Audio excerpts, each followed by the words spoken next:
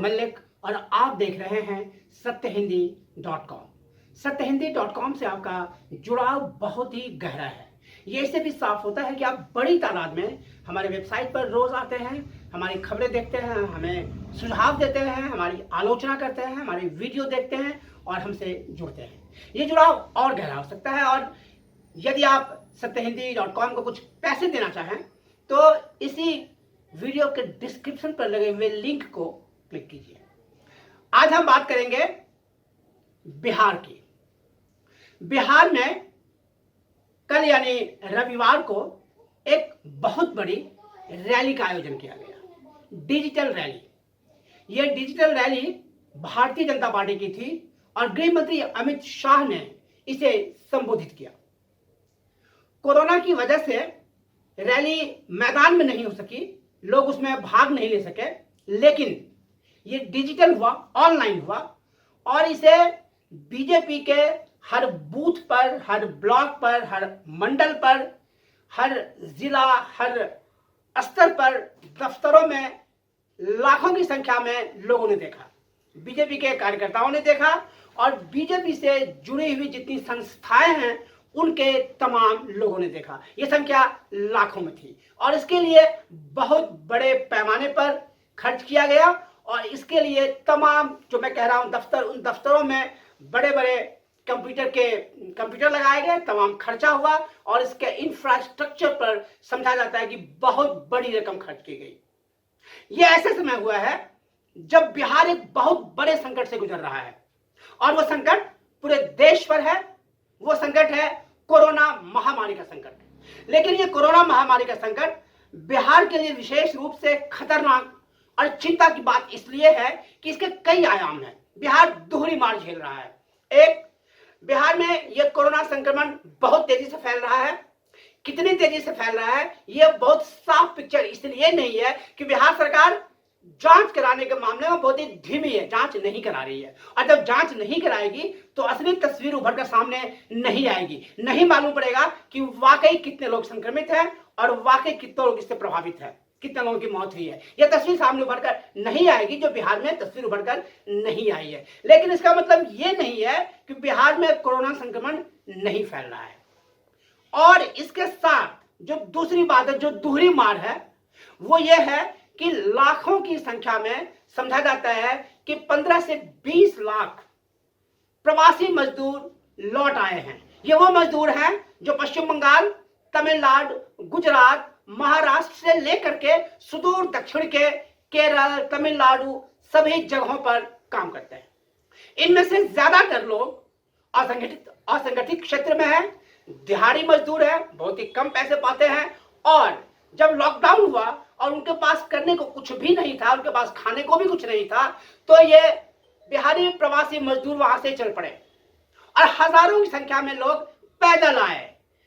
1000, 1500, 2000 kilometre की दूरी तय करके छोटे बच्चों के साथ, बुजुर्ग के साथ, महिलाओं के साथ पैदल आए। और आपको याद होगा कि बिहार के दरभंगा जिला की एक लड़की दिल्ली के पास गुड़गांव से अपने बीमार पिता को साइकिल पर बिठाकर तकरीबन 1500 किलोमीटर की दूरी तय कर दरभंगा के अपने गांव पहुंच गई, जिसमें उसे काफी तारीफ हुई और काफी वो चर्चा में आई।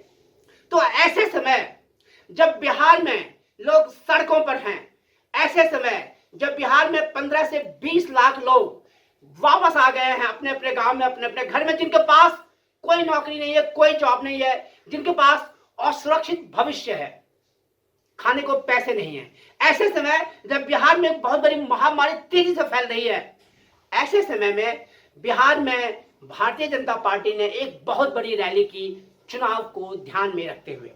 मैं इस पर लौट के आऊंगा 1 मिनट के बाद। फिर मैं एक बार बताऊं कि आप देख रहे हैं सत्यहिंदी.com, जिससे आपको बहुत ही गहरा जुड़ाव है। ये जुड़ाव और गहरा हो सकता है, इसके लिए आप इस वीडियो के डिस्क्रिप्शन पर जाइए और वहां लगे हुए एक लिंक को क्लिक कीजिए। मैं फिर लौटता हूं बिहार की ओर। जो बात हम लोग कर रहे थे बिहार की स्थिति के बारे में और बिहार के महामारी के बारे में और बिहार के चुनाव के बारे में। रविवार को जो रैली हुई, डिजिटल रैली, ऑनलाइन रैली, उसमें 2-3 महत्वपूर्ण बातें हुई। गृह मंत्री अमित शाह ने शुरू में ही कहा कि यह राजनीतिक भाषण नहीं है, इसके चुनाव से कोई मतलब नहीं है। लेकिन सच तो यह है कि ये बिल्कुल राजनीतिक भाषण था, ये बिल्कुल चुनाव का ही हिस्सा था, बल्कि चुनाव प्रचार अभियान की शुरुआत थी। इस साल नवंबर तक बिहार में विधानसभा का चुनाव हो जाना है और भारतीय जनता पार्टी नीतीश कुमार के जनता दल यूनाइटेड के साथ बिहार में सरकार चला रही है। इसके नेता सुशील मोदी उप मुख्यमंत्री हैं, वो सत्ता में है और उसे अगली बार भी इस सत्ता को बरकरार रखना है। इसे संकेत देते हुए गृह मंत्री अमित शाह ने कहा कि उन्हें पूरा भरोसा है कि नीतीश कुमार की अगुवाई में एनडीए चुनाव लड़ेगा और उसमें 2/3 बहुमत उन्हें मिलेगा। इसका पूरा भरोसा उन्हें है। एक तरफ जो व्यक्ति ये कह रहा है कि इसका चुनाव से कोई मतलब नहीं है, वो उसी भाषण में अगले क्षण ये कहता है कि उनकी पार्टी को जनता दल यू के साथ 2/3 बहुमत मिलेगा और वो फिर सत्ता में लौट के आएंगे। ये किस तरह की राजनीति है, ये मैं आप पर छोड़ता हूं। अमित शाह ने जो बातें कही, अब थोड़ा उस पर गौर करते हैं। उन्होंने क्या क्या बातें कही? उन्होंने बात कही जम्मू कश्मीर के विशेष दर्जा को खत्म करने की। उन्होंने बात कही अनुच्छेद 370 में बदलाव कर उसका विशेष दर्जा खत्म करने की। उन्होंने बात की अनुच्छेद 35A को खत्म करने की। अमित शाह ने बात की सर्जिकल स्ट्राइक की। उन्होंने बात की 3 तलाक की। उन्होंने बात की जो केंद्र सरकार की योजनाएं हैं उसके बारे में। 6 साल में नरेंद्र मोदी सरकार ने कितना महान काम किया वो उस रैली में बताते रहे।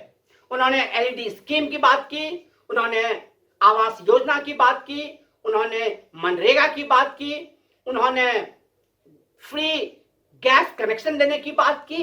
ये सारी बातें की और अमित शाह ने यह बताया कि मोदी सरकार ने ये सब किया है, लेकिन उसके साथ वो ये भी कहते हैं कि ये भाषण उनका राजनीतिक नहीं है या नहीं, मैं आप पर छोड़ता हूं। अमित शाह ने और भी दिलचस्प बातें कही।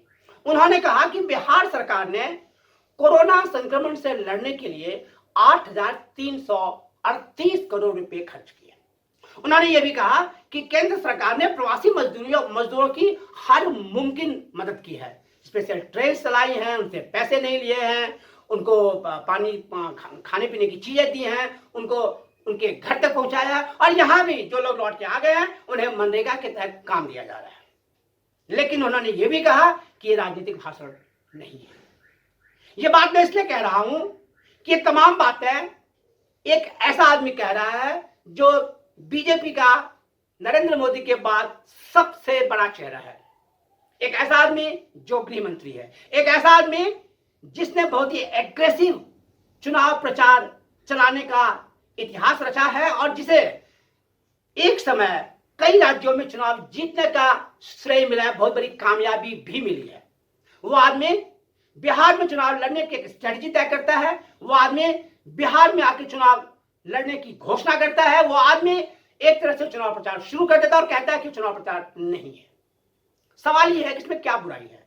राजनीतिक पार्टी चुनाव लड़ती हैं, इसमें वाकई कोई बुराई नहीं है, लेकिन ये जिस समय हो रहा है, जो टाइमिंग है, सवाल उस पर उठता है। ये बीजेपी की ऑनलाइन रैली उस समय हुई है जब जरूरत प्रवासी मजदूरों के साथ खड़े होने की है, जब जरूरत जो कोरोना महामारी में लोग मारे गए हैं उनके परिजनों के पास खड़े होने की है, जब जरूरत लोगों को लौट कर आए हुए लोगों के लिए रोजगार तलाशने की है। अभी जरूरत है बिहार में कोरोना की ज्यादा से ज्यादा जांच कराने की। अभी जरूरत है बिहार में कोरोना से लड़ने के लिए मास्टर प्लान बनाने की, उस प्लान को इंप्लीमेंट करने की। अभी जरूरत है बिहार में कोरोना को जहां है वहीं रोक देने की, उसके संक्रमण को अरेस्ट कर लेने की, उससे होने वाले डेथ को कम कर देने की। लेकिन ऐसा नहीं हो रहा है। वहां चुनाव प्रचार हो रहा है क्योंकि नवंबर में चुनाव है। लेकिन ऐसा नहीं है कि सिर्फ बीजेपी ही कर रही है, दूसरे नहीं कर रहे, विपक्ष भी ये काम कर रहा है। इसके ठीक एक दिन पहले, इस रैली के एक दिन पहले यानी शनिवार को, राष्ट्रीय जनता दल ने वहां गरीब अधिकार दिवस मनाया और इसके तहत थाली पीटी गई और सरकार से सवाल किए गए। उसमें राष्ट्रीय जनता दल के बड़े नेता और बिहार विधानसभा में विपक्ष के नेता तेजस्वी यादव थे, उनकी मां राबड़ी यादव थी, और राष्ट्रीय जनता दल के दूसरे बड़े नेता थे। उन्होंने अपने पार्टी ऑफिस में एक बड़ा सा पोस्टर भी जारी किया, उसमें कई सवाल किए और नीतीश कुमार सरकार से उन्होंने बहुत ही तीखे सीधे सवाल किए। वो सवाल शायद अपनी जगह सही भी हैं, वो एक अलग विषय है, लेकिन इसका मकसद क्या है? क्या इसका मकसद चुनाव लड़ना नहीं है? क्या राष्ट्रीय जनता दल उस चुनाव की तैयारी नहीं कर रही है? साफ है कि राष्ट्रीय जनता दल उस चुनाव की तैयारी कर रही है। राष्ट्रीय जनता दल की निगाहें नवंबर में होने वाले चुनाव पर है। ठीक वैसे ही जैसे भारतीय जनता पार्टी की निगाहें, जैसे अमित शाह जी की निगाहें नवंबर में होने वाले चुनाव पर है। बिहार में महामारी है, बिहार में मौत है, बिहार में संक्रमण है, लेकिन इसके साथ ही बिहार में चुनाव भी है और हमारे नेताओं की नजरें मौत पर, महामारी पर, संक्रमण पर नहीं है, चुनाव पर है। आप देख रहे हैं सत्यहिंदी.com। आप हमारे फेसबुक पेज को लाइक करें, फॉलो करें, हमारे ट्विटर अकाउंट को फॉलो करें और सब्सक्राइब करें हमारे यूट्यूब चैनल को। देखते रहें सत्यहिंदी.com। सत्य हिंदी के और वीडियोस को देखने के लिए हमारे यूट्यूब चैनल को सब्सक्राइब करें और सीधे नोटिफिकेशन पाने के लिए बेल आइकन दबाएं।